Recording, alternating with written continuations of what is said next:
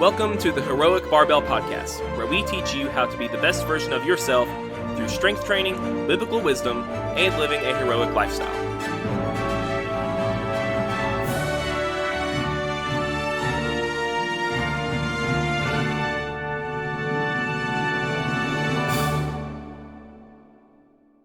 Hey guys, welcome back to the Heroic Barbell Podcast. This is Andrew Torrance. I'm back here with my co-host, Cary Rock. Also Andrew Torrance. Yes. Most podcasts will start out with, maybe some sponsorships or, some people like to drink whiskey during the podcast and talk about what kind of whiskey they're drinking. I've opted for some milk. Some skim milk. Protein milk. It is protein milk. It's Fairlife milk. Too bad they're not a sponsor, though. They're not a sponsor, but maybe if they hear this... You're going to have to keep at it. Uh-huh. I would love to be sponsored by Fairlife. Let me tell you, this milk, guys... it's not an ad. It's not, but... It is. I genuinely do like this milk, so I'm going to talk about it for a second. With, the slight undertone of fishing for sponsorships. Slight? Yeah. But, okay, so this milk, it comes in... That's the topic for today. I know, but we'll get to it. We'll get to it. This milk comes in whole, 2% skim, and chocolate. What they've done is it's ultra-filtered milk, and it's lactose-free. They've basically flipped the protein and carb macros in the milk. So, normal milk, let's just say that it's skim milk, for simplicity, will give you about 8 grams of protein for a cup, 8-ounce cup, and about 16 grams of carbs. Usually sugar from the lactose and such. But this milk has 13 grams of protein and about 6 grams of carbs per serving, which is also an 8-ounce cup. So... Is it lactose free or anything? It is lactose free. I actually said that, but... Well, no, you said regular milk, sugar's from lactose, but you didn't say it was lactose free. This milk is lactose free. Yeah. So, I like it a lot. It helps me get enough protein. People Google all the time, oh, what are some foods that are high in protein? And it's like milk, peanut butter, eggs, oats, beef. Oats? Yeah. Now, okay, to be clear. Oats.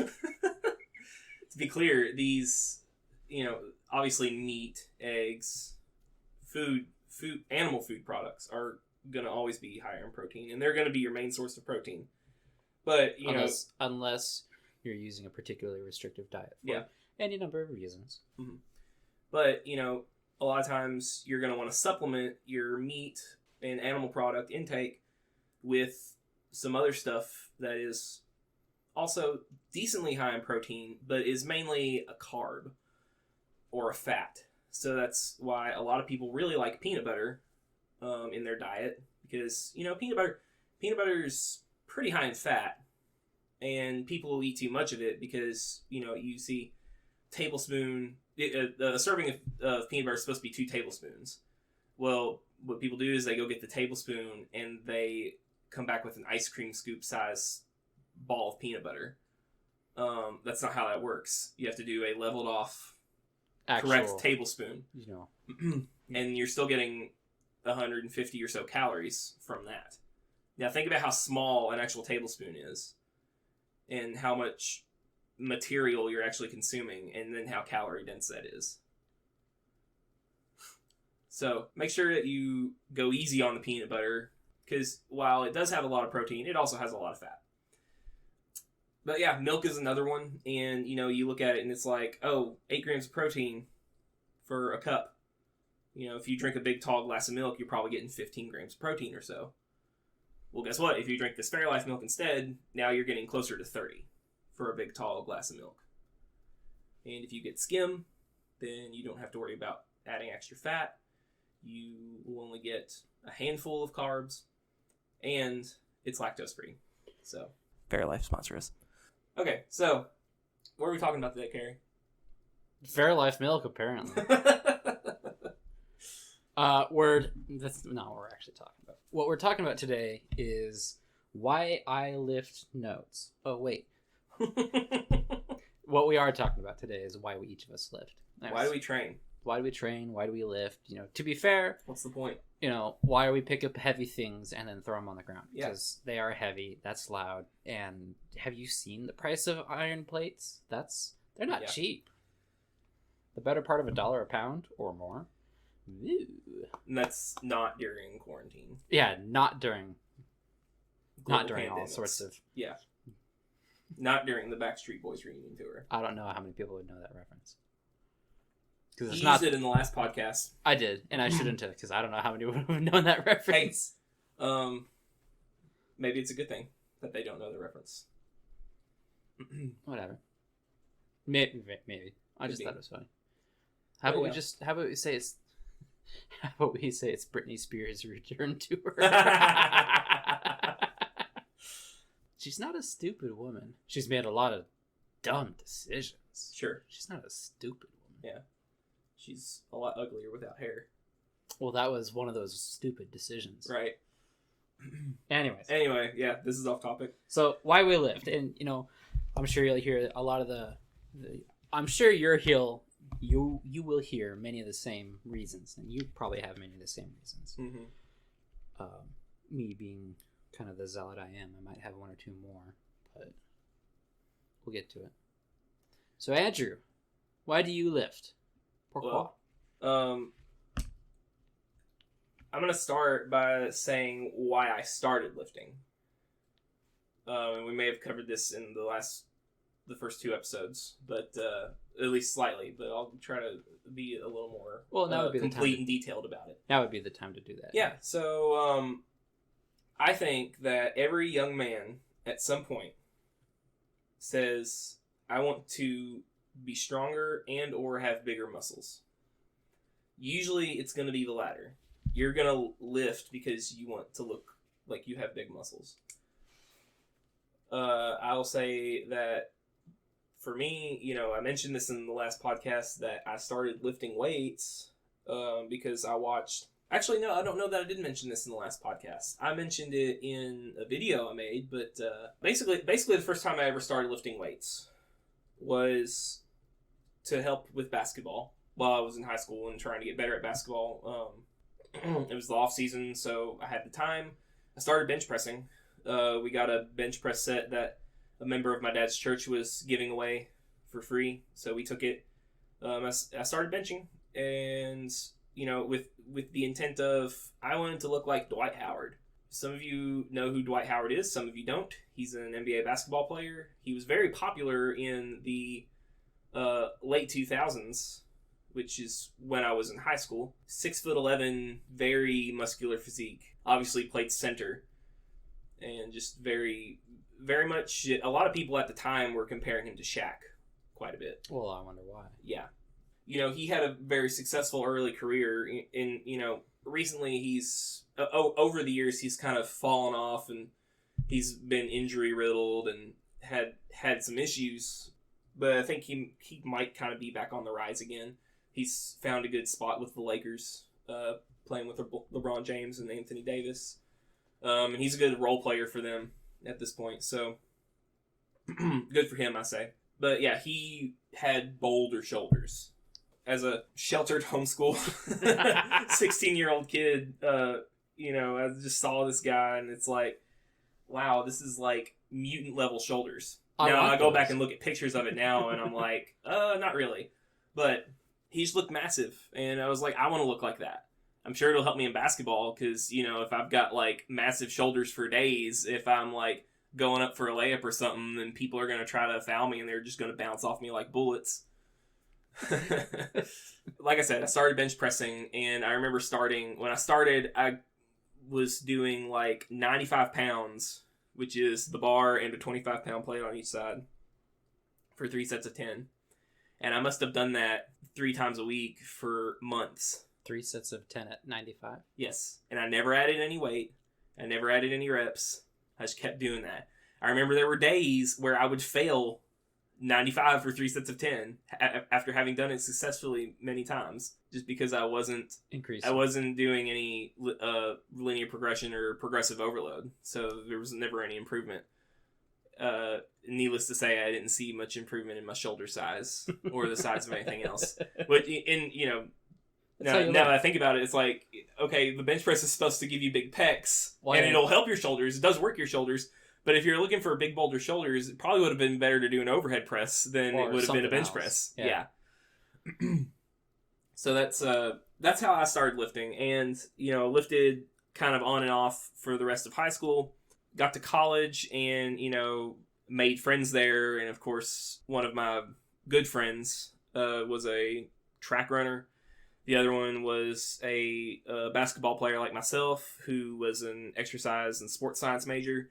So I had a lot of good influences around me as far as getting in the gym and lifting, but it was mostly bro lifting at this point, and which is better than nothing, and especially for a beginner. I think that I look at myself now and how I'm really kind of trying to proselytize most of the world into lifting heavy weights all the time, and I can only women do more weight, lift more weights. You look really good when you do. Yeah. Please. Yeah. And you're not going to get bulky. No, you will not get bulky. Yeah. I think about how I started lifting weights, and it was not that way. It was not, I'm 100% committed to getting strong as frick. That's not how most people are going to start. If they can find their way there eventually, I think that's the best path long term. But most people are probably not going to start that way. And I kind of have to remind myself to have some patience with people when it comes to figuring out these things for themselves. Personally, I think most people are drawn in by their eyes. And, I just said, women lift more. But anyways, I think a lot of people are drawn in by their eyes. And what they don't necessarily realize is that just because you're lifting more weight doesn't mean you're going to get boulder shoulders. Right. You might have shoulders that can pick up boulders, but it's not... it's not going to be Dwight Howard, big. Yeah. But for a beginner, that is the best way to start on getting there. If you want big muscles, the best way to start is by getting the muscles you have as strong as possible. Oh, absolutely. I'm not denying it. I'm saying most people might be drawn in for the visual aspect of it. The gym rat look. Perhaps, hopefully, don't get chicken legs. Don't do that to yourself. But, I think a lot of people see that and go, yeah, I want to look ripped and shredded and yoked and what are others? Ripped, shredded, yoked. Those are the main ones. I'm trying to think if there are any other good ones. Smashed and slammed. Anyways, and they don't swole. Yeah, how do we miss that one? I don't know. And muscular, and they don't necessarily realize that aesthetic. They don't necessarily realize that it's not how that if you follow any number of routines and you only do what the routine says, strong lifts or what's Rippetoes? Starting strength. Strong lifts or starting strength, and then you move on to some intermediate program, and let's you start you do that for a number of years, and you move on to some advanced so some at least some advanced programming maybe for your overhead or something. You're not going to get those boulder shoulders. You'll get shoulders as hard as boulders. You'll get shoulders that can pick up boulders. You won't get those big shoulders, and it's a different routine. It's fundamentally it's a different routine. Right. The bodybuilders, they're strong. They might be of not including CrossFit. For take your pick of reasons, but of the other barbells involved sports and activities, the bodybuilders tend to be the weakest of those, and that's not to say they're weak. I'm not going to call Ronnie Coleman weak. I'm not going to call a Schwarzenegger in his prime weak. No, that's not what I'm saying. I just mean they've focused on the aesthetic. They've focused on the hypertrophy. That's the word that's being danced around, and that's a different goal than strength. Yes, it's related, but it's different. And I think sometimes people will see one confuse it with the other, and that's not necessarily a problem, especially if it's your motivation to start with. Right. If that's why you do or start, and then you learn more and you read more and you learn about diet and you learn about exercise and you learn about healthy habits and you learn about these things that positively or negatively improve or degrade your whatever, you're better for it. Right. It might have started simply because,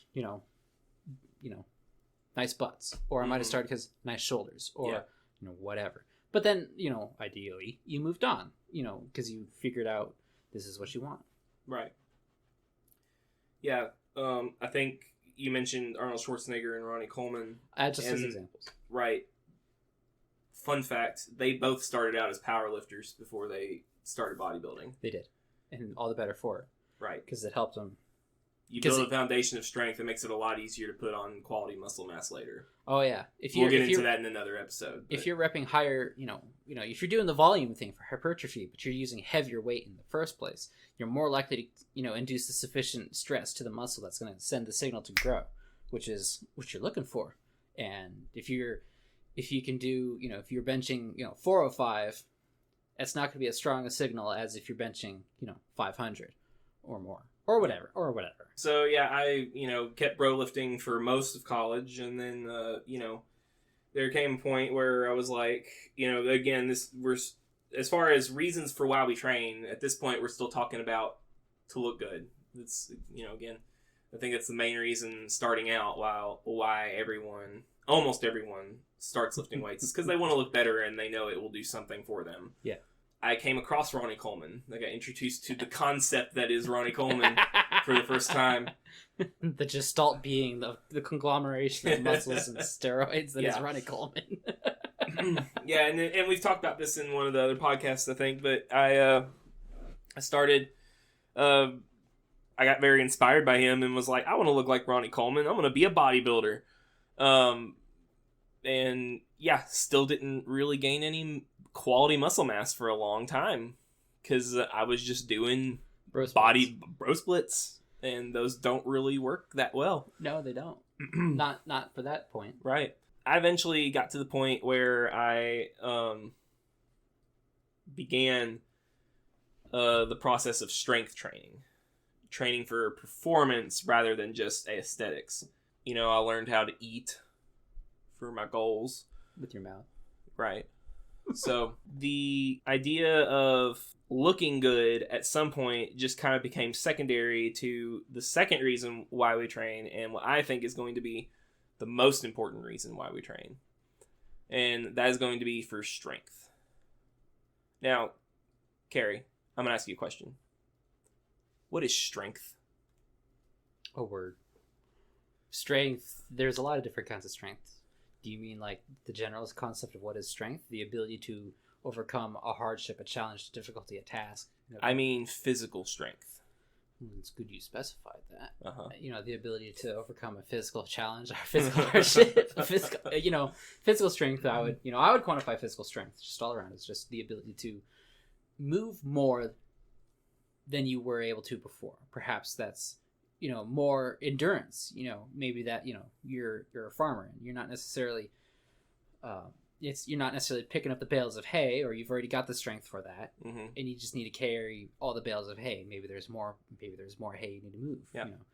Or, maybe it is, the ability to pick up more. So is that strength or is that endurance? Well, that would be an endurance, but a lot of people group it with strength for fair reason, but they do. Well, there are both strength and endurance components to activities like that, yes. Oh, yes. Well, there's also strength and endurance components to the activities like, what you're intimating, just straight the mass you pick up and the method in which you pick it up. Right. So, you use the word being able to move more around than you did. Yeah. More what? Mass. How does mass move? Oh, physicist. You were asking me, oh, friend physicist? Mass moves, with inertia. If it's not moving, it doesn't. Which is why that, however much pound, weight, whatever, deadlift is always so intimidating. It's not doing anything on the floor, and you know how it's going to feel. Yeah. That's why. That's why your whatever overhead press, it's going to suck. Yeah. So, but specifically, if I'm asking how mass moves, I guess what I really mean is what causes mass to move. Acceleration. And when you multiply mass with acceleration, what do you get? Impulse. Force. You get force. You get force. And so what we're saying is that we're trying to produce more force against an external resistance. Hopefully over more time as well, which would be the endurance component. But for just strength, we're just worried about how much force we can produce, not necessarily how long we can produce it. You might be, but I am. I mean, it's important, you know? Do you know how many friends I've helped move? Right. Having more endurance has always helped. So endurance is important, but I think that strength trumps endurance. I think it depends on what you're doing. Certainly, as long as you have enough strength for whatever activity you're performing. If you have a sufficient strength, what your activity is, endurance is more important. Right. If you don't have sufficient strength, you need to get the strength. Then you can worry about endurance. Yeah. Because endurance will come. Another fun fact is that strength takes a little while to build. Endurance comes pretty quick. In comparison. If you're a power lifter and you have been training for... You probably, if you're a power lifter and you have the goal of a 600-pound deadlift, it's probably going to take you at least 3 years, if you're good, from the start of when you start training to get to that 600-pound deadlift. To when you PR. But if you say, I want to go learn how to run a 5K, that's probably going to take just a couple months for you to build up the endurance to do that. So 5K is only 2 and change miles. Mm-hmm. I mean, if you mean an actual... Anyways. I'm not saying I could do a 5K. I don't... Oh, no, I couldn't either. In fact, I tried to run a mile after I gained all the weight I did. I was like... Because, I'm thinking, I'm strong. I've got bigger muscles, and they have plenty of endurance. I'm going to go run a mile at 300 pounds.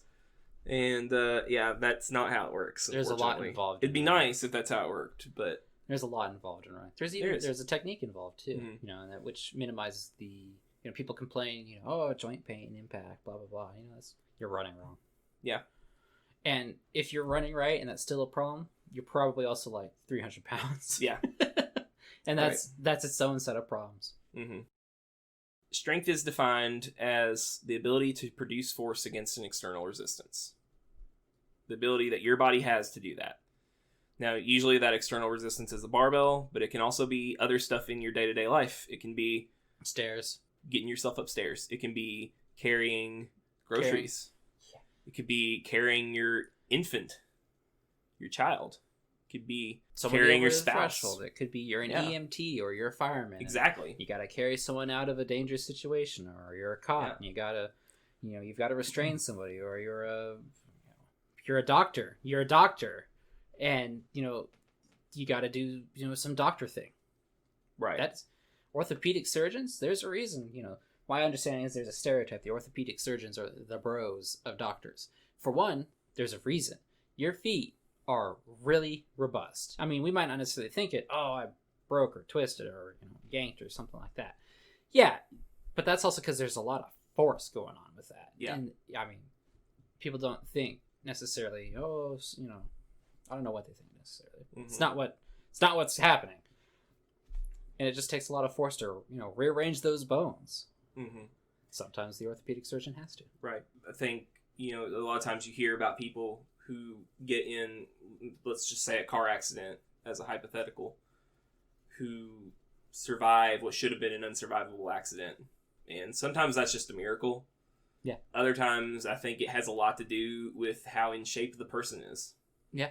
Physical strength does a good deal for you when it comes to just surviving things. Just everything. Yeah. My understanding is he's 62 or whatever it is. And Ripito got a case of, the Backstreet Boys reunion tour. And did he? That's what I heard. I did not hear that, actually. I feel like I heard something that made me think, oh, did he have it? But it was just something I heard very quickly, and I had not heard anything prior to that. So if he did, then, more power to him. He recovered. But he made some comment about how, in his case, his O2 levels are going to be decreased, Mhm. for a number of months, but he'll make a Yeah. full recovery. Whereas somebody else his age who has not been training like he has, they're gonna be, they're gonna come away from it much worse. Right. And many people have. Yes. And Ripito specifically talks about. First of all, Ripito is in love with strength.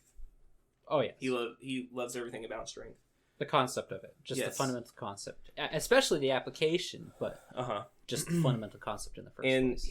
he'll proselytize more, even more than I will, He'll about fight you the on it. benefits of strength. He'll fight you on it. He'll fight you for it. But he's been very adamant during this whole Backstreet Boys reunion tour about the benefits of being strong And the benefit and what it for your immune system. because it does help. Mm-hmm. There's a lot of benefits. Yeah. Someone accused him of saying that you can squat your way out of the Backstreet Boys reunion We're tour. thinking of the same video, I think. Yeah. He never said that. Basically, what he's saying is that you can squat your way around You get it, the and it virus. hits you. It might hit you, with the same attack, but because your body is, more resilient in the first place. I mean, Mm-hmm. at least on the course level, if you're going to a public gym, that's a public place. There's a lot of stuff going on there. That's not to say they're all dirty, but that's also not to say it's sterile. Right. So I'm the worst when it comes to wiping down equipment when I'm at the gym. you're pretty bad I am. about it. You're pretty bad about that. Yeah. But yeah, strength makes everything in life easier. I can't stress enough how much it impacts your day-to-day life as far as your ability to interact with your own environment. And manipulate it. And manipulate it. And Manipulate is a good word. and just handle it. Yes. Maybe it's you handling it. Maybe Mhm. it's it handling you. That does happen. And again, let's go back to the example of carrying your spouse. What if your spouse was hurt and in immediate danger and you needed to move her physically from one place to another? Could you do it? Hopefully the answer is yes. Yes. If it's not, maybe consider that you might need to get stronger. You may want to. I'm not gonna sit here and say that you're a terrible husband or a terrible wife because you can't, physically manipulate your spouse's body. That's don't phrase it like that. That's not the way to phrase it. Plus, and for the men, women tend to like knowing that their husband is, I don't want to say that their husband is capable and strong. Yes. Whether that's more than just physically, but certainly physically. If the husband in the pickle jar, I can't open it. Can you? Yeah. Yeah, sure. That's a real trite example.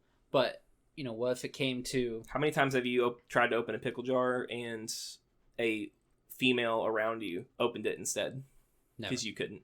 never. You've never had that problem? I've never had that problem. I've had that problem, and I'm pretty sure most men have had that problem at some point in their life. To be fair, when I was opening pickle jars, it was from my grandmother.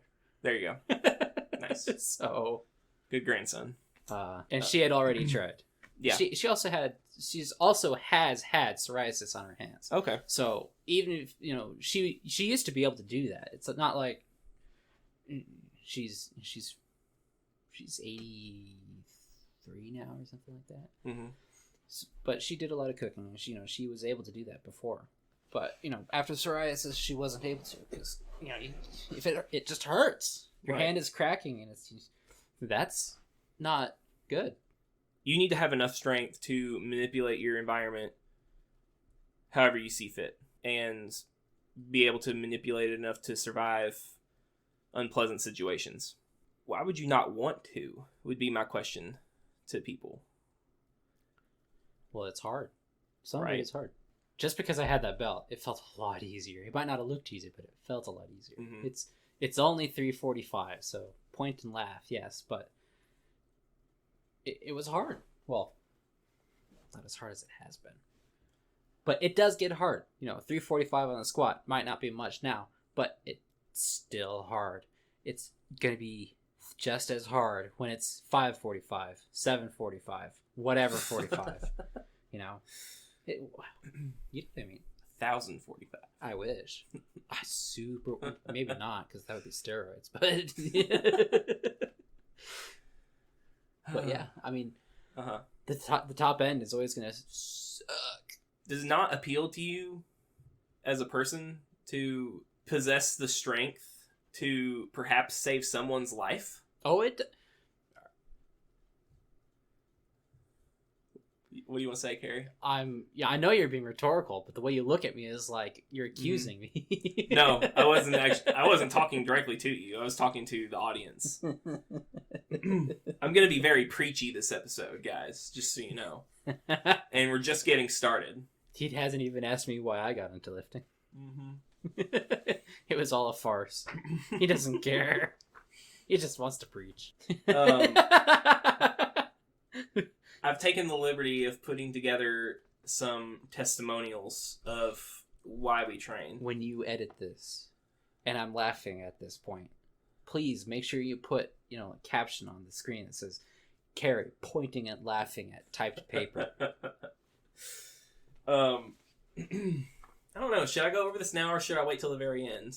Because it kind of deals with everything we're going to talk about and not just about saving people's lives. Let's save it to the end. Okay, I'll save it to the end.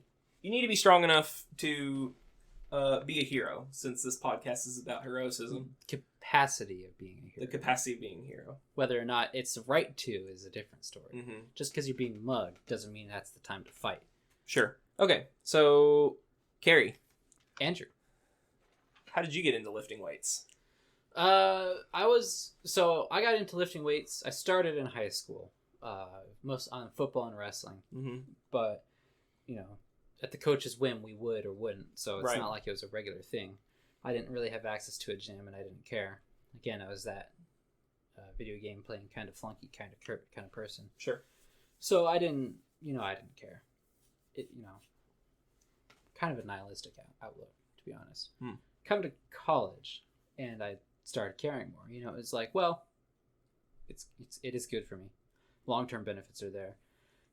There's a character. I say character. It's a real person. He's a real person. He's an astounding person. I highly recommend looking him up. I'd hear stories occasionally of this person named Jack LaLanne, who would do some incredible feats of strength and endurance. 74 years old, swims back from Alcatraz, pulling a tugboat with only his feet. He's got the bit, I don't know what you want to call it, in his mouth, and he's swimming across the channel. Yeah. Only his feet, not using his hands. That's some insane stuff, And yeah. There's a few other stories that it's like that too. And it just, that was in my mind when I was starting. It's still in my mind now. To be, so many times in, video games or something like that, it's, oh, don't mess with that old man. Oh yeah, why? What's he going to do? And he picks up the boulder. It's like, oh, that's why. Yeah. So, it's not going to be that extreme, but. So, in community college, I decided, I'll start going to the gym. So, I started going to the gym. I actually started it correctly. I had heard of strong lifts. I had heard of starting strength. I had heard of a few of these things, and I did a little bit of research. And I started. I don't remember what my numbers were. They were low. Not as low as perhaps Andrew's were, but not much better. And do you want to? I didn't stick with it. Do you want to compare starting numbers? If I said I don't even remember mine. Oh, okay. And it's confounded by the fact that, I in football and wrestling, I know at the end of what I was able to bench in football, because I had to follow their routine. Yeah. I was doing 135. I need more volume for the stress. So, but I was almost able to squat 315. Nice. At 16. So. That's really good. Was. Mm-hmm. And then I basically didn't do anything else with it for like the next 3 years or something like that. Because like I said, I didn't do it senior year. And it was a couple-ish years into community. And that was only, and even then it was only for a little while. Wasn't consistent. So, to be clear, why did you said you just decided to start going to the gym? It's good for you. It is good for you. The thought of being strong is appealing. More than that, it's not necessarily so much that the thought of being strong is appealing. I didn't like the thought of myself being particularly physically weak. Yeah. And, I don't know what drives me more. That's a kind of a warning sign to me. It's like, okay, well, if I no longer think of myself as weak, is that like an accidental trap that I can get myself stuck in that, well, I don't have to go anymore. I'm already strong. So that's why I started. It's good for you. Long-term health benefits. Don't squat for today. Squat for tomorrow. Right. And the benefits of general strength. So you actually seem to have started this with the goal of strength almost more important than aesthetics.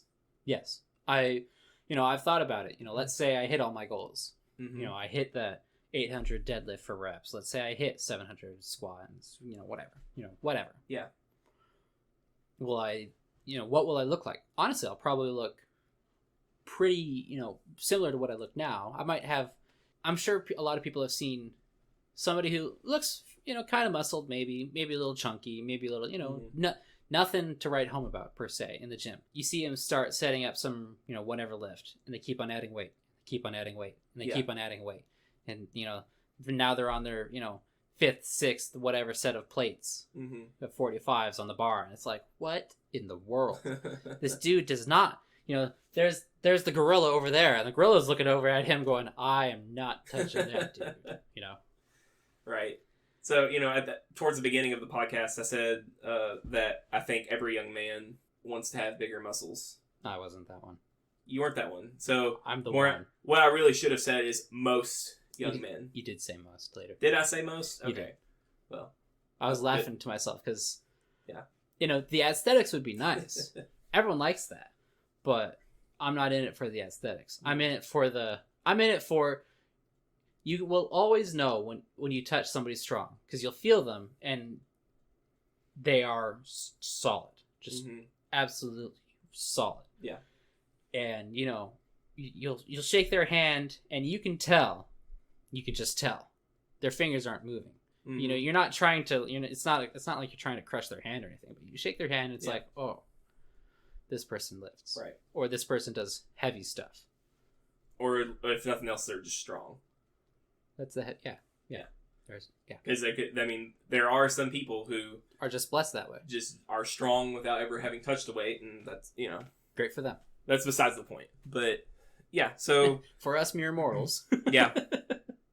Why else do you train? I train, other than strength, I train because it helps, recompose my body. There's, people will get a layer of fat all through their body. It's natural. It's healthy to have a certain amount of fat. People who have single digit body fat percentages are actually unhealthy or tend to be more unhealthy, especially the lower you go. So like bodybuilders, as strong as they may be or may not be, or, not the point be, when they're competing, when they're on stage and they're flexing and showing off, they're actually at their weakest.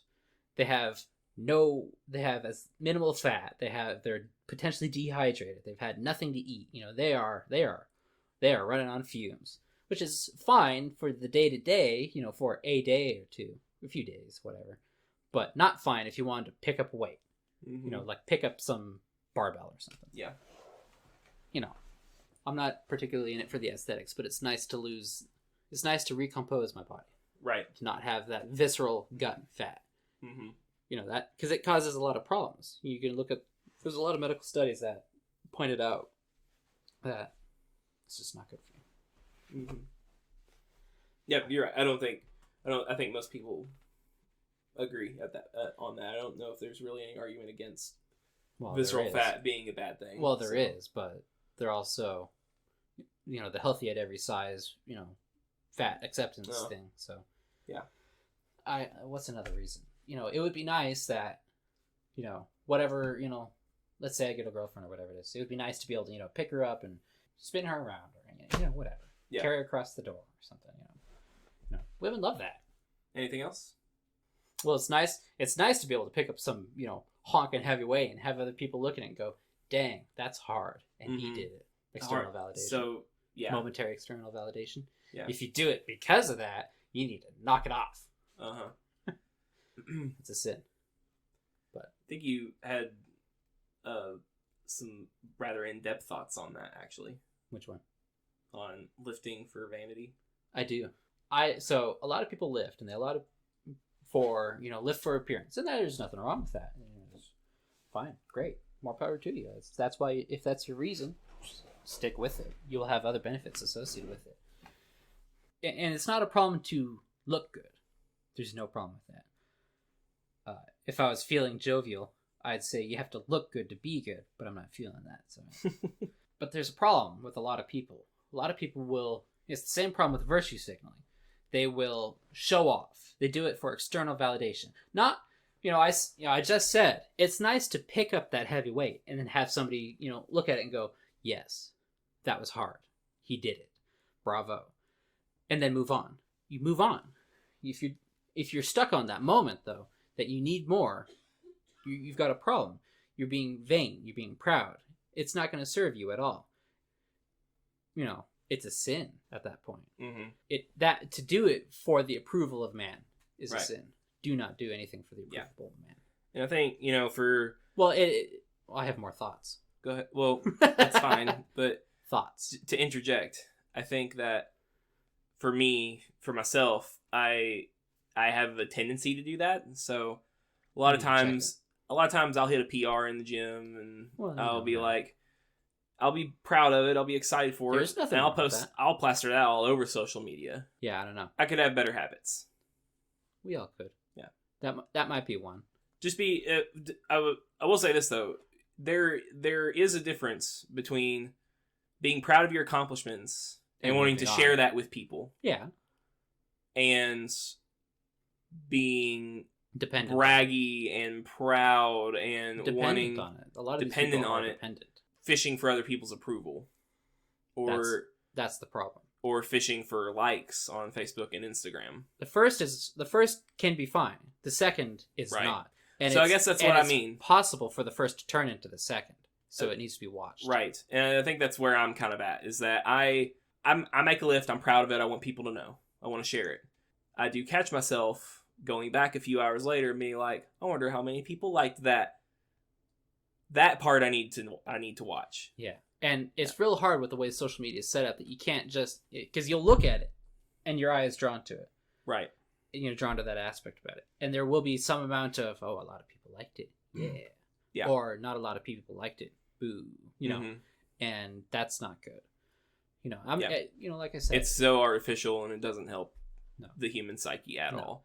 If like that. If it was just that, mm-hmm. I would probably say it's fine. Please, by all means, if you get a huge PR on a lift and you're super proud of it, let people know. Share it for sure. There's no problem with that. Just try to keep yourself humble. Keep yourself humble and try not to get drawn into the social media game of look what I did. Getting the dopamine fix every time Facebook gives you a notification saying 2 people commented on your post. It's that supranormal stimulation thing I ranted about in the first episode. Exactly. Don't do it. Yeah. It's addictive. It is addictive. Mm-hmm. It ruins your perceptions of what normal is. Yep. We were talking about this earlier too, and I'll finish my original thought, but a lot of people think it's normal to bench 600 pounds. It is not normal to bench 600 pounds. Natural limit, over average body types, over average people, blah, blah, blah. The average bench stops. To be clear, at the natural, non-steroid, at about 455-ish. Yeah, a little lower for smaller, then a little higher for others, whatever. To be clear, you were talking about the average person's maximum potential for what they can lift. The average maximum for the average person. Right. Not yours. What the average person can lift. Not yours. What the average person could lift. Not mine. But the average person. Yeah. Which is to say, nobody in particular. Mm-hmm. It's just a mathematical construct. It's just this concept. It's this idea. Who is the average? Nobody is the average. There are people who line up. They might as well be identical. Mm-hmm. But who knows? If we're gonna talk about what the average person can lift, what they are lifting. Yeah. Squat 200 pounds, maybe. Bench press 100, maybe 200. Yeah. Bench press is kind of easy. Most people. Yeah. Deadlift mid 200s for most untrained people. Maybe right around 300. Overhead press, if you can overhead press 100 pounds without training, you're doing pretty good. You're doing really good. Yeah, probably going to be closer to 70, 80 pounds. Don't forget, for someone who's never trained. The average person factors women into it, and this isn't to dig on women. It's just, physiological differences. Women are physiologically, on average, weaker than the average man. Everything's geared differently. Women are more attractive. Men tend to be stronger. Whatever. We don't need to go into it right now. But. So, finishing the original thought when it comes to vanity and problems, tagging along with that, I think women tend to have this problem more, in particular. That's not to say there's not plenty of men, that do have this problem, because they do. It'll take a bit of a different form, perhaps, but they will have this problem of having to be vain and showing it off and looking for external validation and approval and desire in other people's eyes. I mentioned the word thought. Yeah, it's not a problem. It's not a problem that they put in the work to look like that. If they did. It's not a problem that they were blessed with such genetics and, God saw fit to give them that beauty, that natural base. Whether or not they are necessarily as beautiful as it might seem is secondary to the fact that they also have the skill that they have trained of, I'll say makeup, making them look that way. Now, if they do that and they do that for not for validation from other people, great. If they're doing it for oh, look at me, just checking out these new leggings or something like that. And it's like, you're just showing off your ass. Quit it. Yeah. That's not good. That's a sin. That vain glory part of it. Right. You mentioned briefly the idea of doing hard things. Are good for you. Yes. You made a joke about it in your squat video. Uh-huh. You forgot voluntary hardship. Right. Yeah. Yeah. So it builds, but that's not physical strength. That's not physical. It's not. Let's talk about this for a second. So the idea of voluntary hardship, do you want to summarize that idea? I don't know that I've necessarily heard that term. I know the concept, but I've not heard that term specifically. So how about you summarize the idea of voluntary hardship? Well, the phrase itself is pretty self-explanatory, but I is. guess if I were going to define it, I would say that voluntary hardship is the process of making yourself do hard things that you don't have to do in order to make yourself a better person. Yeah. That's about it. Learning languages, that, it might be for your personal edification and your enjoyment, and maybe you will find a use for it later. I mean, if you're in a region where Spanish is useful, maybe not required, but useful, well, it would certainly be worth any hardship that you'd go to learn it. Maybe you're in an area where Spanish is, not at all useful at all. Mm-hmm. Maybe you want to do it anyways because it's good. It's good mental exercise. Right. Maybe you are, why do you take cold showers? You don't, say you do, say you don't. It doesn't matter. Maybe you've never heard of Jocko Willink. Taking cold showers, 4 a.m, drinking piss, blah, blah, blah. I like Jocko. Drink what? Did you say drink piss? I like Jocko Willink, and that's way overplaying anything he says. But the idea of doing these hard things so you can build your mental fortitude is can be useful. When the going gets tough, the tough get going. Well, the tough don't show up tough. Right. They don't come to this world. Oh, I'm tough. Nobody does. Anybody could have been a weak person. Right. Anybody could have been a strong person. That's right. I'm not saying tabula rasa. I just mean you could have, what could have been. Yeah. Either good or bad. Yeah. I think beyond mental toughness, it just builds character. It really does. Which, maybe you could make the argument that they're the same thing in some way, but I don't think I would. I would define them differently. And character is important too. It is. You can be vain in this as well. Oh yeah. You can be mentally tough. You can get the job done, and you can have crap character. Oh yeah. You can be a terrible person. Yep. You can have no mental fortitude at all, and you can be very nice. Mm-hmm. We also call them, I won't call them, a wet noodle. Mm-hmm. Not necessarily physically, perhaps, but certainly, somebody, barks at them and they fall over. Yeah. It's not good to be weak. Right. I mean, if you can, what you can, how you can, it's not good to be weak. Yeah. I think voluntary hardship can also be taken to an extreme. That's that vain part. Yeah. Yeah. Look what I'm doing. Yeah. Well, no. Lighting yourself on fire would be quite a bit of hardship, but it's not going to be very productive now, is it? It's great for raising awareness. And what else? Buddhist monks would occasionally light themselves on fire and protest against, China. That's an actual thing that people do? Oh, yes. Oh, yes. And I was making a joke. No, it's a real thing. I have some horror stories for you.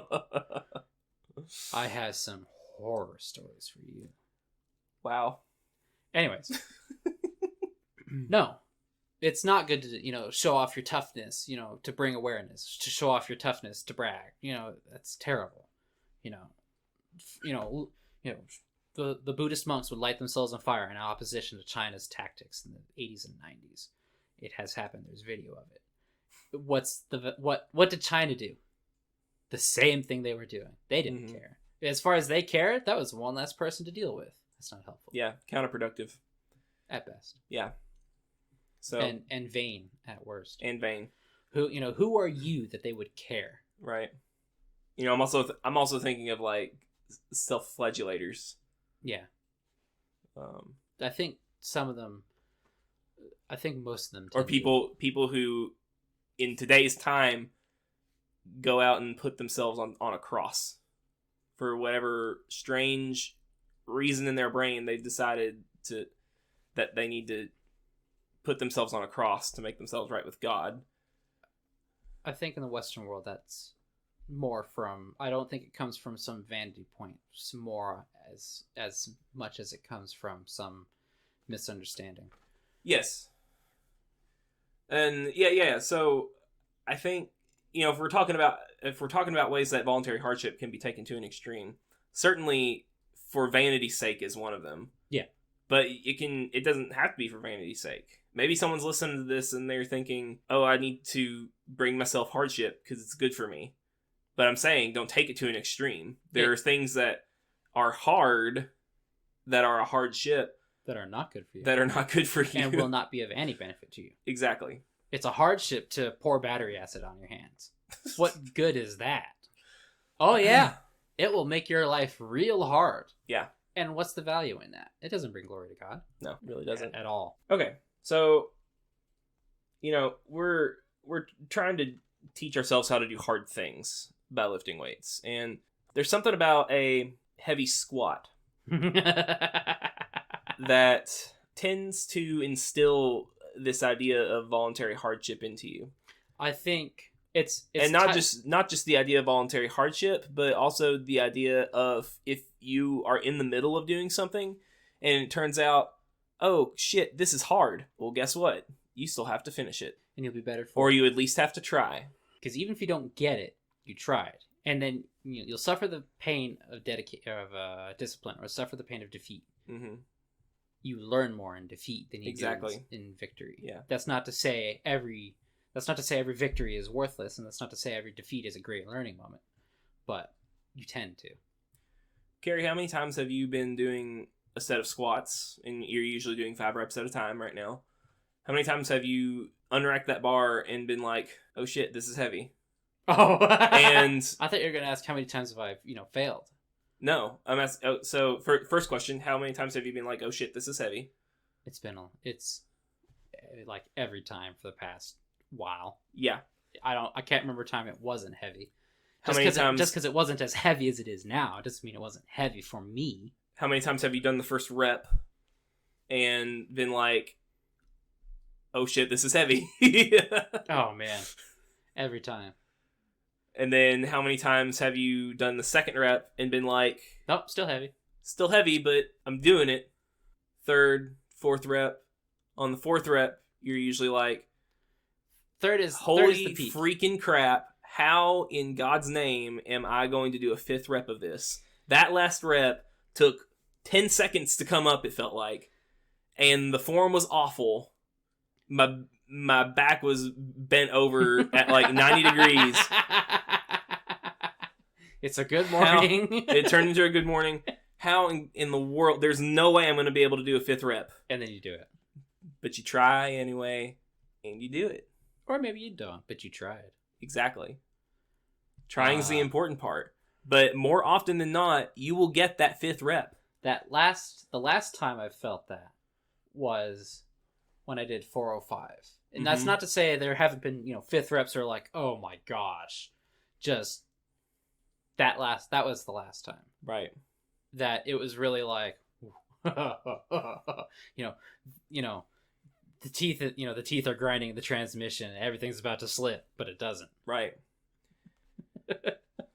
But there's something about coming up from that 4th rep when you feel like you don't have anything left in the second set of 3. Yeah. And you try anyway, and most of the time you'll get it, even though you felt like there's no way you could have. It's the process of making the decision to go down a 5th time, not knowing if you're going to be able to come back up or not, and try to come back up, is one of the most toughening, mentally hardening things you'll ever do in your life. Yeah. It's like Jocko Willink says, and other Navy SEALs have said it, and a lot of people have said it, is that, what you think is your maximum, your conscious, your day-to-day, you there's no reason to think that this is not your maximum kind of thing. That's not your maximum. You can dig deeper. That's right. People in the military are taught this. They are forced to go through that. Boot camp is as tough as it is. Not because drill sergeants are sadistic. Not because, the officers hate you. No. They're trying to build you up into something more. Right. The drill sergeant very well might be sadistic. The officer very well might hate you. But their job isn't to destroy you. In fact, if they do, they are in trouble. That is not what they're to do. Yep. They're to build you up into a capable fighting machine that when the going gets tough, they dig in. They dig deep. And they get through. That's right. You want to talk about endurance? No. Yeah. Can you think of anything more endurance-based than a heavy set of 5 squats? Wrestling? Not the point. Why'd you ask? Well, here's why I think wrestling and plenty of things are more intense than that fifth rep of that squat. It stops after that. You might think, it took 10 seconds for that last one. It was all a grind, and it very well might have been a grind. That last one might have taken 10 seconds. All that. In reality, in wall time, what the clock on the wall says is probably not more than 30 seconds all said and done. It might have felt forever. It probably wasn't more than 30 seconds. Right. I say wrestling or jujitsu or, take your pick of any of these other things. Yeah. Because they don't stop after 30 seconds. Mm-hmm. Or rather, if they stop after 30 seconds, something is wrong. You lost, they lost, something happened after 30 seconds. Somebody's hurt, somebody lost, the game's over. Right. A ref calls it, whatever. You'd be right. Think wrestling, martial arts, stuff like that. Swimming. Or swimming or water polo at times. It is a bigger show of endurance. I think for myself, how many times I've been under a set of 5 squats, and it's like we've been saying, you just have to keep going until all 5 reps are done. Because what are you going to do? Quit? You'll feel terrible. Exactly. You will know, I quit. You might think, I had nothing in the tank. Matt Reynolds will come up to you in a thought bubble and say, tisk, tisk, tisk, voluntary hardship, while sipping on whiskey. That's what he'll do. Who is Matt Reynolds? Owner of Barbell Logic. Oh. And co-host of the podcast. So. Oh. Yeah. I made the joke the other day that I would not mind being his indentured servant. I didn't hear this joke.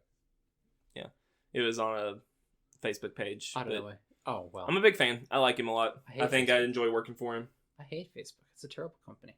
It's a terrible corporation. That would one day be a podcast where I just froth them out in a rant. Not just about Facebook, but... So, Andrew, I brought a list of all the terrible companies in the world today. There is... It's like a mile long list. I don't feel like finding 2 CVS receipts to do that. It's an unnecessary waste of trees. Yeah. I think one reason we've not mentioned yet, but that is probably one of the more important ones, is that lifting is just fun. It can. Training is fun. It can be. It's very fun. And it should be. Maybe not all the time, every session, but the process of getting stronger is fun. The process of lifting weights that you never thought were possible for yourself is fun. Yeah, that's enjoyable. That's enjoyable. Being under the weight isn't necessarily, but... Right. And, or maybe it is. And like I said, every training session is not going to be fun. You're going to go through some training sessions, for instance. I was almost blacking out under those overhead presses. Yeah. That's not fun. The hardest workout I've ever done was 5x5 heavy squats. I've done it a million times. But it's the hardest lifting workout I've ever done. And I continue to do it because it yields such good results. Yeah. But it's not fun. No. There's nothing fun about it. No. The only fun thing about it is looking forward to doing the same thing next week with 5 extra pounds on the bar. You only do that once a week. I will do that at least twice a week. Right. With front squats. Yep.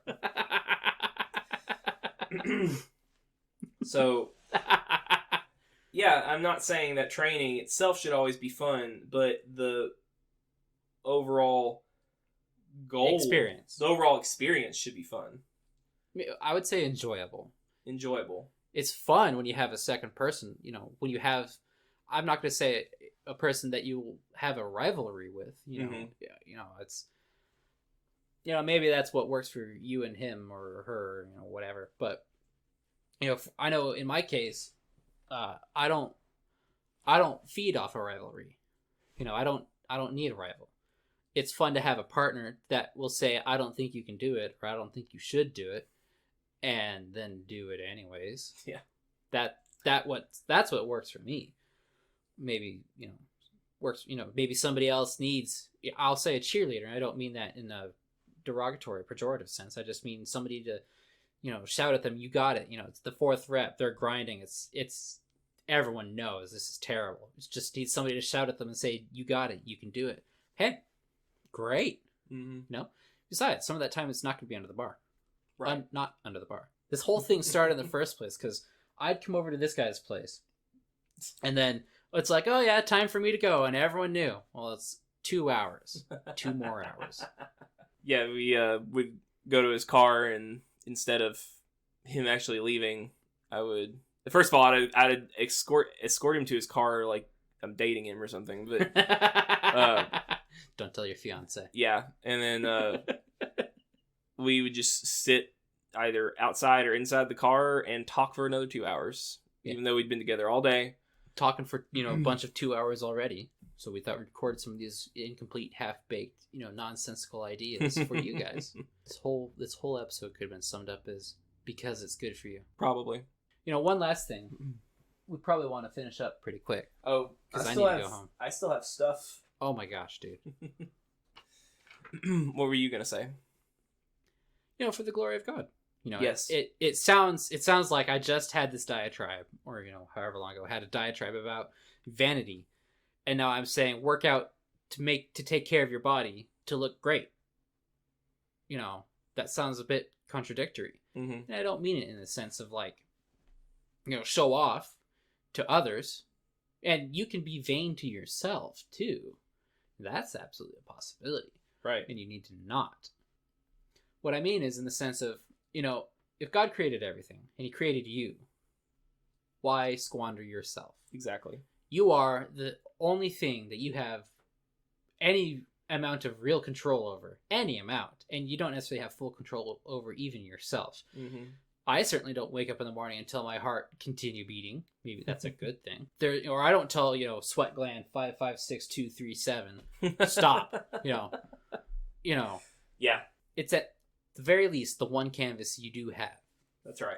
And you can always work with it. And there's no reason to squander it. There's no reason to waste it. I see plenty of Christians that are overweight. And I'm not even talking about the ones that just don't go to the gym. Whatever. A lot of people don't see the value in working out or why they should or anything like that. And I think that's a huge bummer, but I'm not the zealot about this. As I look at Andrew. Yeah. What I do see is I see them some of them let themselves get fat, abuse themselves. They'll take, Oreos are vegan. You know? No. Stop that. Seriously. Take care of yourself. Gluttony is a sin. It is absolute, it's tied in with, everything's tied in with pride. Yeah. I think almost every sin is tied in with pride. Mm-hmm. It's the thought of, well, I can get away with it. Or, oh, I don't think it's a problem. You might not think it's a problem, but that doesn't mean it's not. Right. There's no need to be so wasteful. And I don't think everyone has to be, as optimized, physically as possible. No, there's the rest of your life to live. There's other things to do. There's plenty of times there's far more important things to do. I can't tell you how many times the choice came. I can tell you how many times. It was like 12. The choice was between stat mech and lifting weights. And the answer was always stat mech. Yeah. Let me point this out. Actually, two things. Mm-hmm. When we were talking about training being fun, there is a subgroup of people who will never find training fun. That doesn't mean they shouldn't do it. No. Because it's still extremely good for you. Yes. For those people, I just encourage you to think of training as medicine. Medicine isn't. For the rest of us, training is pleasure. For you, it's medicine. And that's okay. Medicine is enjoyable. Those of us who do enjoy it will help, will work with help you get through it as much as possible, but we need you in here training with us too. Because it's good for you. Yes.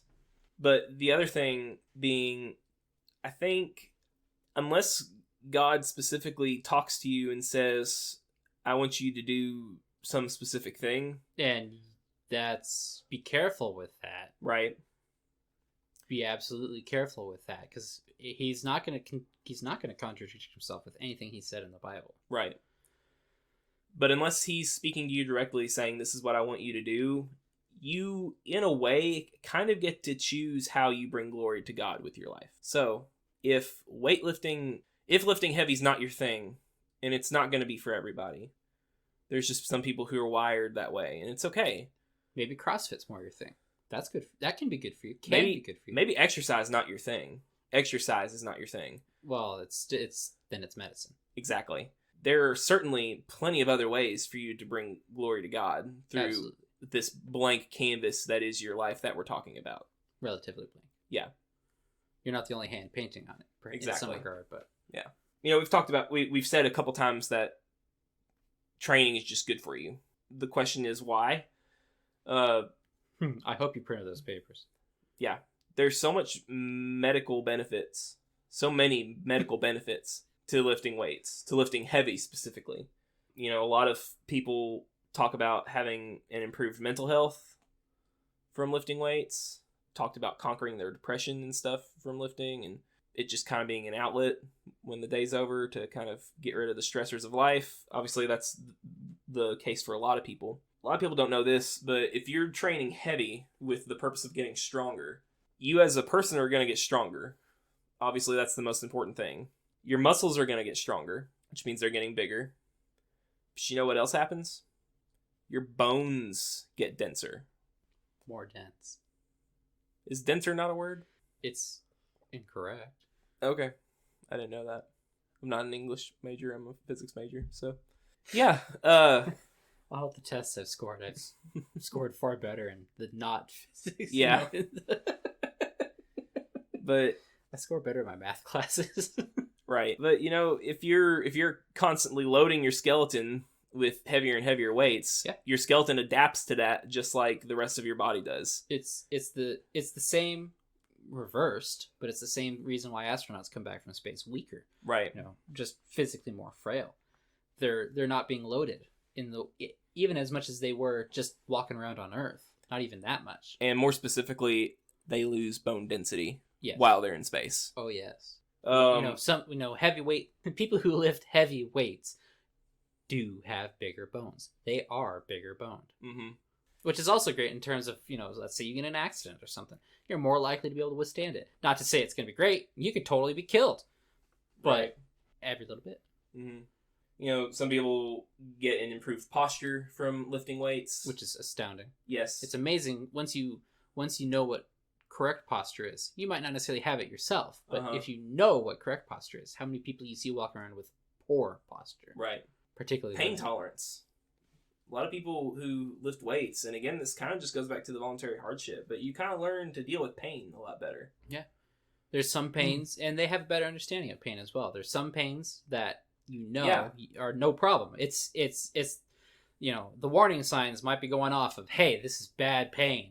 And it's all that's happening is, not just all, but what's happening is they're doing a heavy deadlift and it's scraping the skin off their shin. Well, okay, that's ugly, but that's not to stop the lift for. Right. On the other hand, they might they might lift it off the rack or off the monolift or off the, whatever. And then, they get the signal, in their head, their body says, and they get the signal and they re-rack it, they whatever. And they know this is not normal pain. This is bad pain. Yes. This is something's wrong. Right. It's a better understanding as well. Pain's a part of life. It's a good part of life. There's certain things that are going to cause you pain in life for no reason. Yeah. If you can learn to work around that, because like we've talked about, it usually means there isn't actually anything wrong with you. It might mean there's nothing wrong with you. Right. If you can learn to work around that and only pay attention to the actual pain that's being caused by a physical problem, physical ailment, an injury, you'll be able to get a lot more done. You'll be able to go through a lot more. You're a much more useful person to the rest of us. To everyone, including yourself. Yeah. Including yourself. That's not to say, again, it's not to say go burn your hand on a stove 5 times a day. That's not a good way of doing that. No. That's a great way of killing your nerves in your hand. Yeah. Which is not good. No. Then you have no sensitivity. Exactly. And some of us are as sensitive as a rock. Right. Like myself. Or myself. Yeah. You make fun of me for not liking spicy food. Oh my gosh, dude. Or just, honestly, just the sensation of hot. Not spicy hot, but just temperature hot. Yeah. I have a hard time with it. Like, if he was cooking and asked me to hold, this skillet that's been on the stove for... Not even the hot part. Not the hot part. Yeah. Just the handle, where it's not the safe to touch part. Mm-hmm. Nope. Still hot. Way too hot.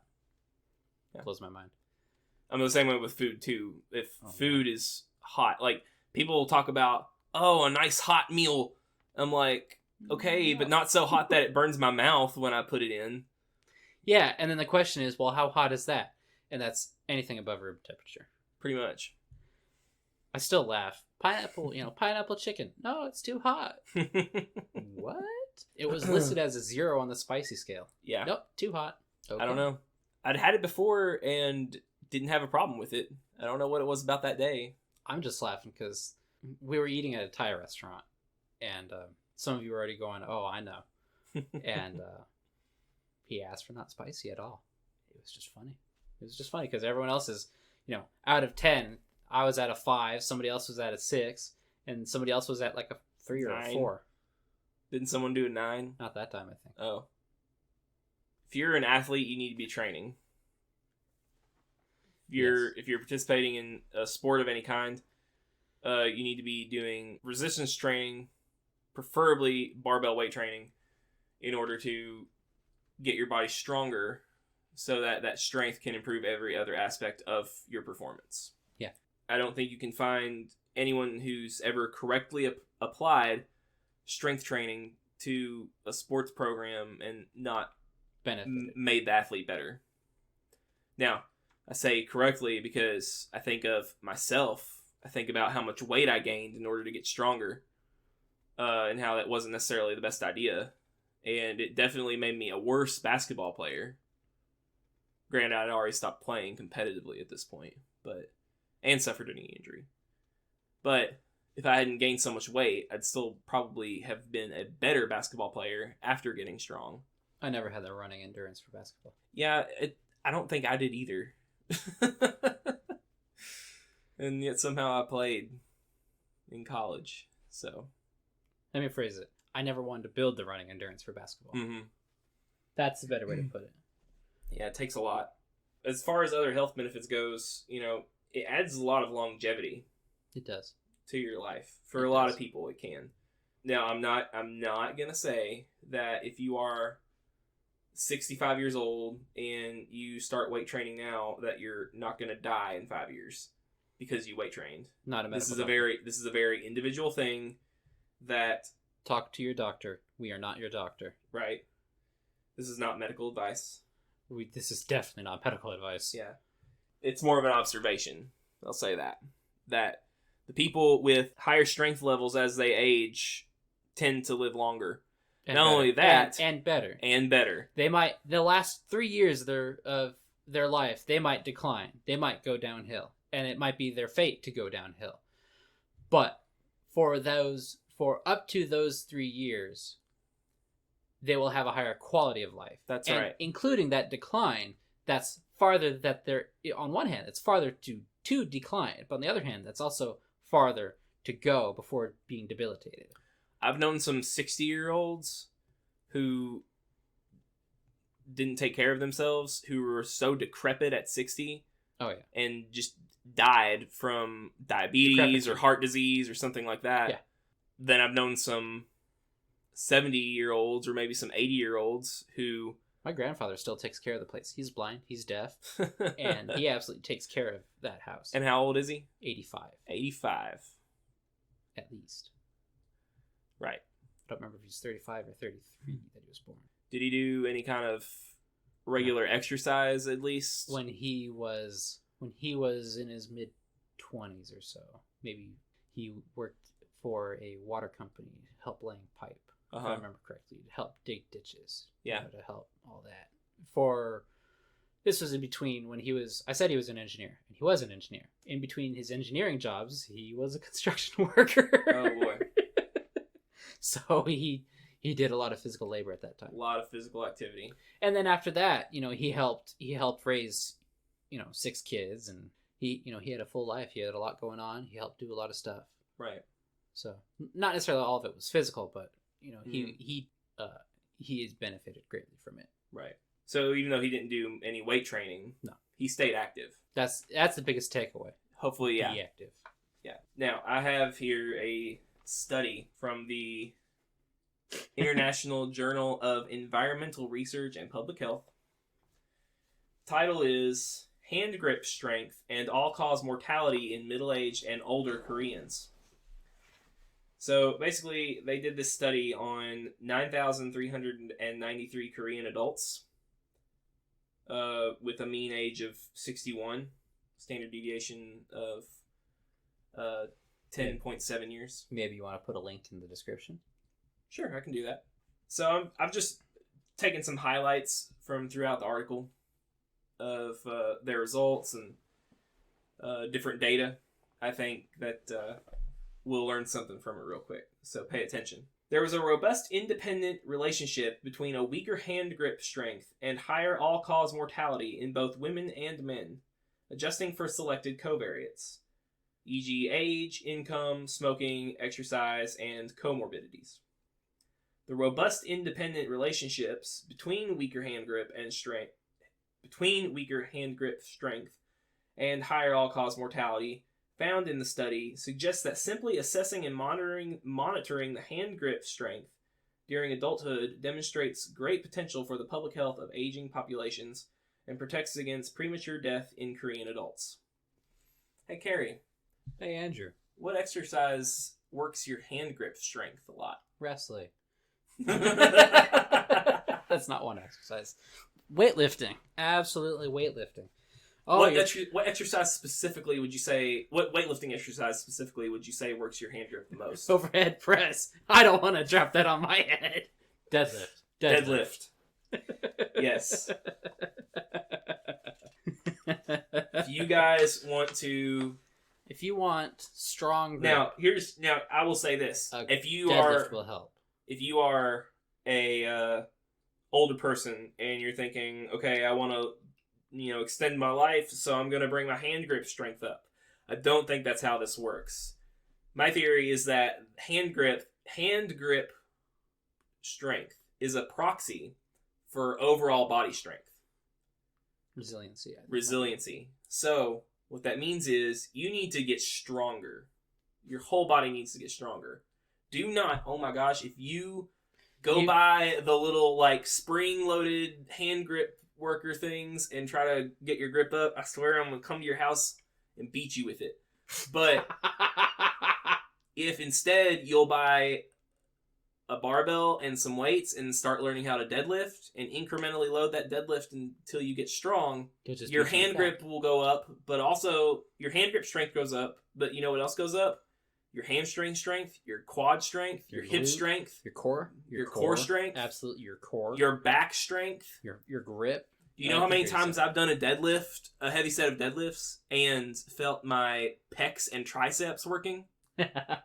Because you don't want those things. You want that bar in a particular location. If for any reason there's an inefficiency or an error in your technique, and that bar would start moving away from optimal position, something's got to correct it. Mm-hmm. So, ideally, you wouldn't have that problem in the first place. Right. Not the point. This says that they defined a weak hand grip. I cannot say the word hand grip right now to save my life. Ham grip? Yeah. A weak hand grip strength was defined as less than 26 kilograms for men and less than 18 kilograms for women. That's not a force. That's a mass. Right. Well, okay. I guess we could go into this real quick. You know, if you're... It is more accurate to talk about lifting weights in terms of a force exerted, and you say pounds or newtons. It's not correct to say it would be sufficient to say you load up the bar with a certain amount of kilos, right? But you don't say I exerted a great... Don't mix your units. I mark students off all the time for mixing units, for getting wrong units. It's not appropriate to talk about force in terms of mass and mass in terms of force. Pound force is a force. Surprise, surprise. The imperial unit for mass, among others, is a slug. We don't measure plates and slugs. Now, or stone. I'm gonna elaborate a little bit here.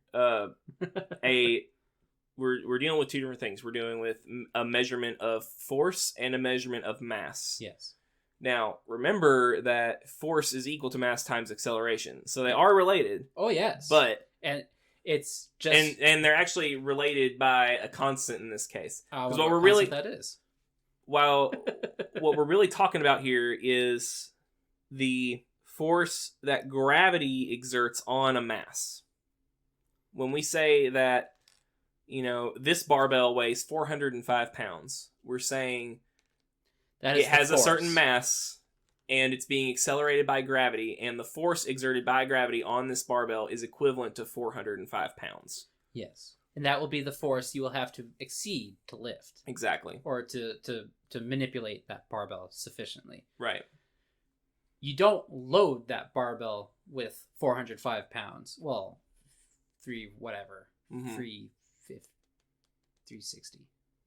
You don't load the barbell with 360 pounds. You load the barbell with however much that mass is. Right. In kilos or, imperial, whatever. Right. But because the force of gravity is a constant. Yes. On Earth. Sufficiently constant.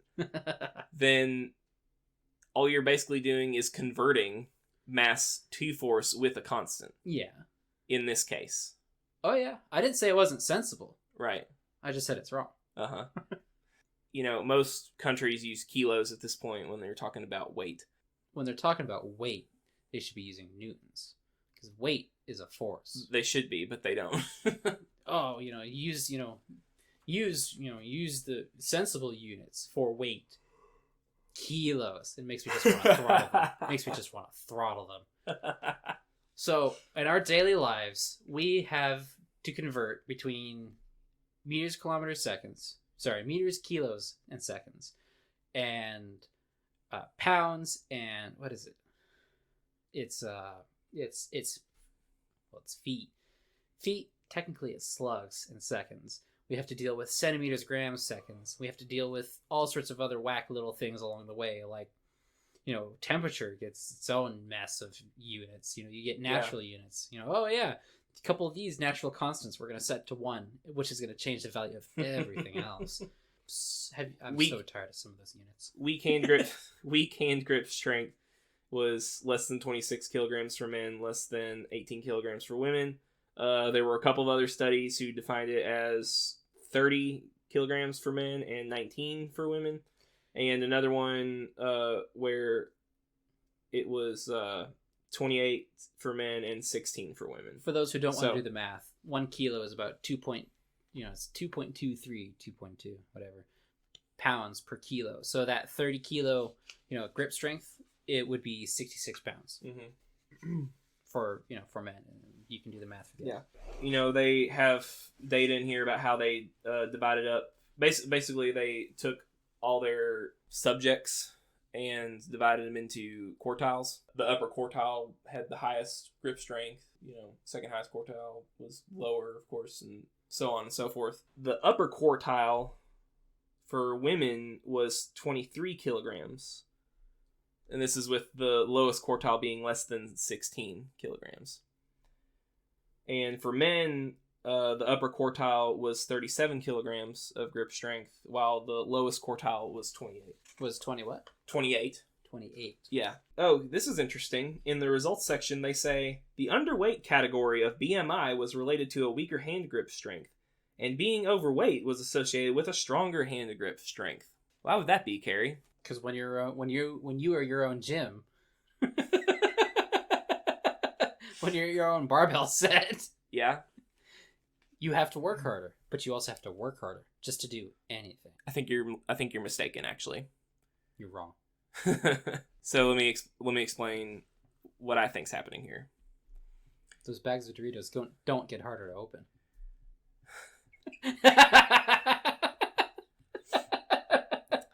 BMI over the last few years has been under fire for being a little wonky. Yeah, it depends on how you measure it. It does. I was thinking weight, not BMI. No, BMI specifically. Yeah. For instance, Dwayne "The Rock" Johnson, one of the buffest, biggest, strongest dudes around, is considered obese based on his BMI. Yeah. And so it just kind of shows you that there's some problems with BMI as a measurement in itself. Well, it's a little wonky. It depends on how it's measured. There are accurate tests that do not identify people such as The Rock as overweight. In any category of overweight. But many of those, they don't usually use those tests. But BMI specifically is just a ratio between your body weight and your height. Well, if you do the simple test, yeah. But that's what BMI is. It's a simple test of body composition. That's what BMI is. BMI is defined as ratio between your body weight and your height. And there's like some... I remember looking there's some fudge factors in there. About. Yeah. It had some interesting numbers on some of those. I have a skin surface area of like 2 square meters, something insane. It's weird, the numbers. It's like, why do you know some of that? Yeah, it's not there are multiple tests that will tell you a number that corresponds to what I think we might be talking past each other a little bit. Possibly. I don't know that BMI is specifically, strictly just the correlation between your height and your weight, because they also measure your BMI with calipers. Mm-hmm. That's not a correlation of your Do they measure your BMI with calipers, or do they measure your body fat percentage? Because BMI and body fat percentage are two different things as well. See, this would be another good thing to also include, because people also interchange all that. Right. They'll say weight, they'll say BMI, they'll say body mass index. Exactly. Or body fat percentage, whatever. Yeah. And then there's probably another one you can think of that and that compounds the whole issue as well. Yep. So what the paper is talking about would be if, going with Andrew's definition that BMI is that height to weight ratio. Yes, The Rock is overweight. Yeah. We are obese, not just overweight. He's obese. He's probably morbidly obese. Obese. Bring me a Whopper. And we would be absolutely, you would be morbidly or great. I'm sure. I think I've looked at it. I'm at the top end of obese. Yeah. Great. Severe or whatever. Now, morbid. Here's the thing: those same BMI charts have also been telling me that I'm morbidly obese since I was like 7. So nice. Yeah, I didn't know you were such a fat kid. You weren't. Not really. The point I'm trying to get at is that I think what's happening here is that the underweight category for this BMI, who they're saying had the weakest grip strength as far as a correlation, they're just under-muscled. And I think that the people who are considered overweight because they have because they have a higher body weight and just a higher number on the scale. A lot of that's going to be muscle. Whether they're fat or they're actually someone who's trained and built a lot of muscle, you usually have more muscle on you as a fat person than you do as a skinny person. Oh, yes. And that's not to say that you are mostly muscle. You very well might be almost entirely fat. Exactly. And it also goes to show you that being a little bit overweight... Is it the tragedy? It might actually be a little better than being a little underweight in the long run. I believe that is a general consensus, a general observation that's been made in a number of journals about that. Plus, any dude can tell you they like their women a little softer than a little bonier. Oh, yeah. More cushion for the pushing. I don't know that please don't say that. That's too much. Okay, so here's a table where they listed all 4 quartiles. They tell you how many people were in each quartile for both men and women, and they tell you what percentage of the people in each quartile died.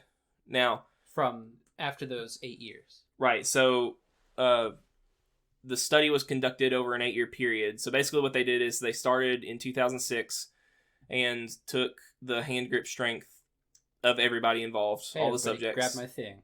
Yeah. And they, every 2 years, checked in to see if the person was still alive or not. Yeah. Until 2014. Until 2014. 8 years later. 8 years later. They found out whether or not they died in that time. And turns out that 2.2% of the top quartile for women died in that time period. Chances are fair that, I wouldn't be surprised if a lot of them died of non-health, non-foreseeable things. Surprise! I think they may have accounted for that in the study, though. So some of that, yeah. Yeah. Well, they accounted for comorbidities, right? So if you, it says right here, excluded those who died due to suicide or accidents. Okay. So it would be in the sense of, it would be like freak cancer. Surprise! You have brain cancer. Yeah. It would be absolutely surprise. You just have a freak heart attack. Right. It happens. It could happen. It could happen to you right now. So yeah, like we said, the women had a 23 kilogram or higher grip strength in the top quartile, and only 2.2% of those people died. The lowest quartile, who had a hand grip strength for women of less than 16.8 kilograms, 19.2% of those people died. That's rough. That's almost a 10% increase in your chance of dying. 10 times. Did I say 10%? Yeah. 10 times increase. You're 10 times more likely. Almost 10 times more likely to die. According to that test. According to this test, if you have a weak hand grip strength versus a strong hand grip strength. And we tend to see that as well. Yeah. Now, for men, again, same thing. The highest quartile of men, 3.3%. 3.3% of them died, and their grip strength was higher than 37.3 kilograms. And the lowest quartile for men, 27.3% of them died. So and they had almost 9 times. And they had a hand grip strength of less than 28.5 kilograms. For the week. For the week. Yeah. So, you gotta get strong, guys. A weaker hand grip strength was significantly associated with a higher risk of all-cause mortality in Korean adults in both women and men. The significant relationships were not influenced by any effects of age, socioeconomic status, and selected health behaviors and comorbidities. So, straight up, just that last line right there. Kind of, as far as the study itself says, other problems with it, not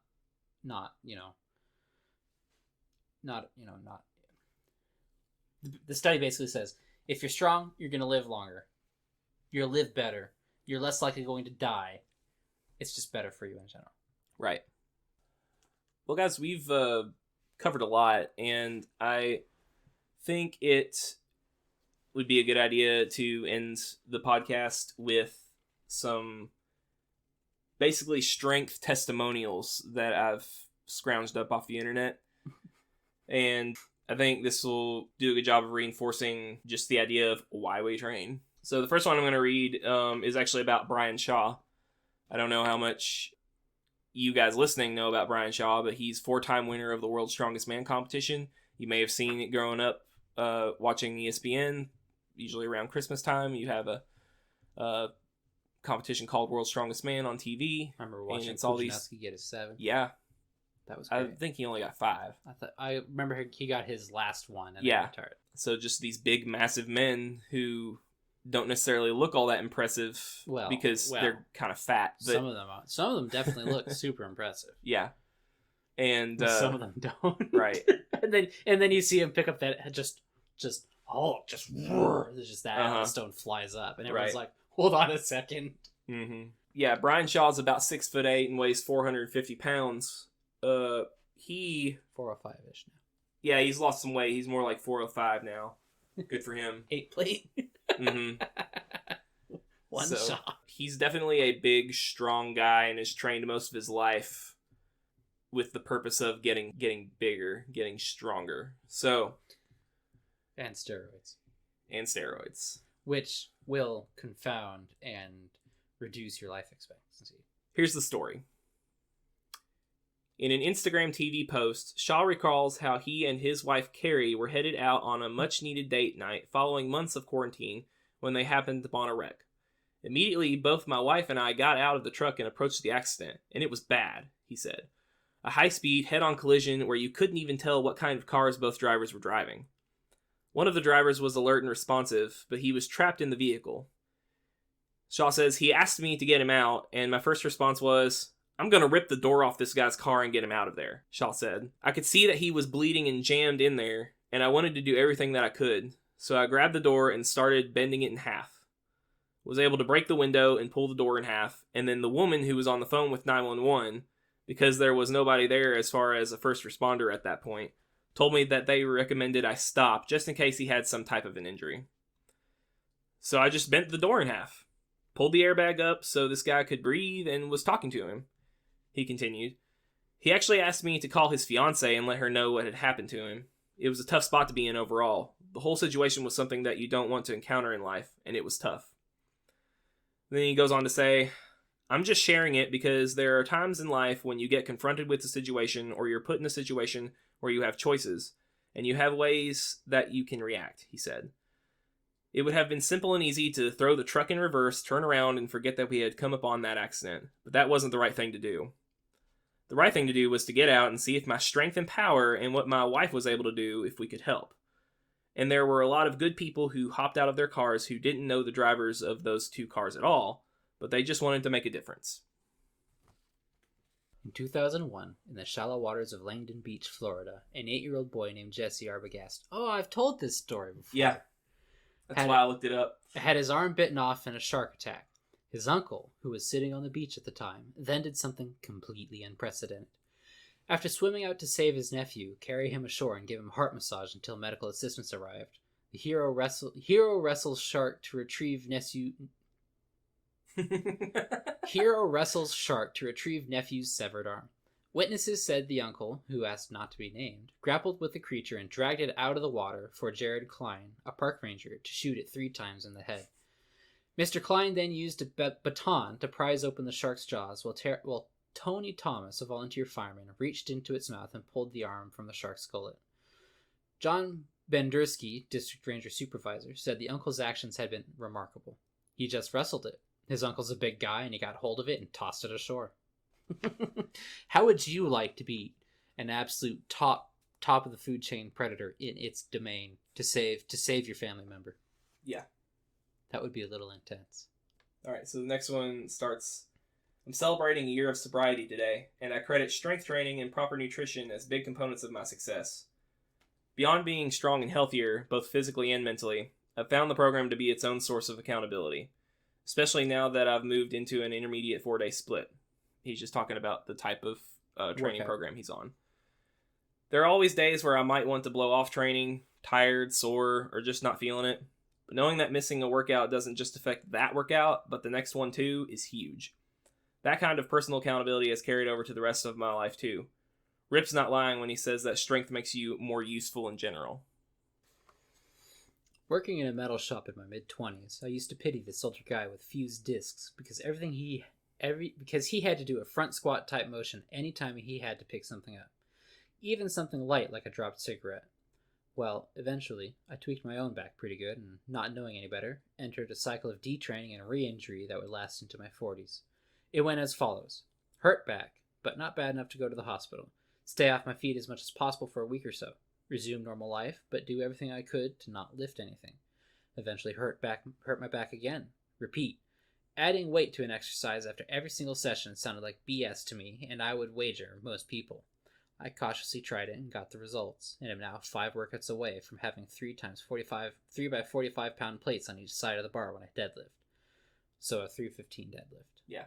To put that in perspective, this is coming from a guy who used to have to stand in close to the fridge if he was going to get a gallon of milk out of it.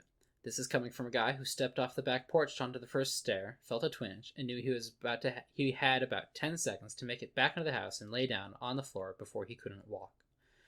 This from a guy who's had several girlfriends learn to not let him carry more than 2 bags of groceries in.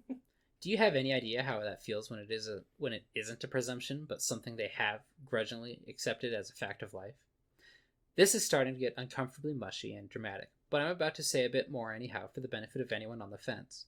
For more than 10 years, I've existed under the assumption that the rest of my life was going to be physically delicate, long, slow decline into frailty finished off by a couple of decades of watching daytime TV from one of those self-elevating chairs and wanting to slit my own throat. Spoiler alert, it would not have been necessarily a long decline. It would have been an ugly decline. He probably would have died not kind of fast. Ugly, though. Now, after 3 months of mildly butchering the program, I feel like the world of life's experiences, again, open to me. Like my future is full of possibility. Like I could drag out that dang fridge and the milk and the eggs, chicken breasts, and Greek yogurt in out of the door, onto the porch, and throw it over the rail if it looked at me wrong. A lot of people know how it feels to think those days are long gone for them. To have a second chance at being a strong, resilient human being is pretty much a miracle.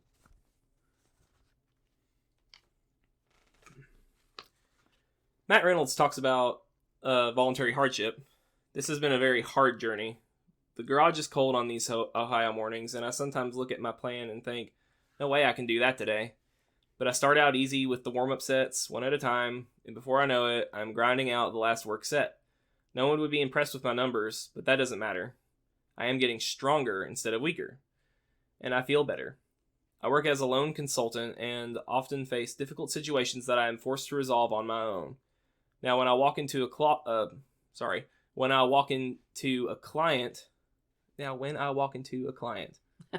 right? Anyways. Okay. How about up to?